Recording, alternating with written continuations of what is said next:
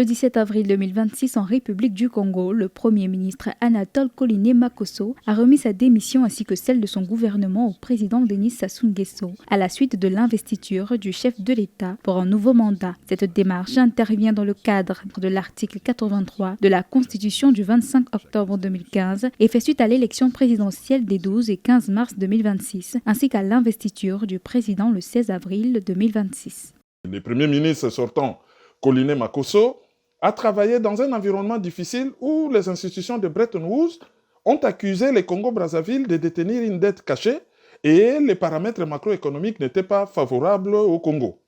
Alors, maintenant que le président Sassou Nguesso a été réélu, il dispose de plusieurs options. Soit il reprend Koliné Makosso, genre on prend les mêmes et on continue, ou on ne change pas l'équipe qui n'a pas perdu, ou il peut aussi récupérer un autre cacique du PCT, Parti Congolais du Travail, et fonctionner avec lui.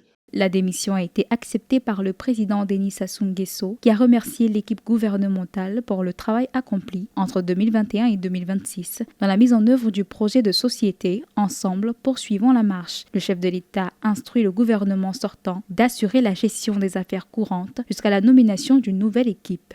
Sinon, il dispose de deux autres options innovantes. La première, c'est celle de nommer un jeune Premier ministre technocrate efficace, ce qui aura l'avantage de prendre à rebours l'argument ou le procès en sénilité qu'on fait au président Denis Sassou Nguesso parce qu'il a 82 ans et qu'il est resté quand même assez longtemps au pouvoir. Avec un jeune Premier ministre technocrate et visionnaire, cela peut calmer les ardeurs de la société civile et de l'opposition par rapport à ces dossiers. Sinon, innovation des innovations, c'est de nommer une femme comme Premier ministre, ce qui n'a jamais été fait.